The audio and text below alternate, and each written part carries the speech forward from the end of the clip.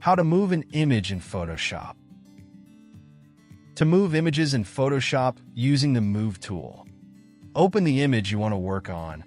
In the Tools panel on the left side of the screen, select the Move tool. You can also press the V key on your keyboard to quickly activate it. Enable the Auto Select option in the Options bar at the top of the screen. This allows you to click directly on an object in the canvas. Click and drag the image to the desired position on the canvas. If you want to move the image in a straight line, hold down the Shift key while dragging.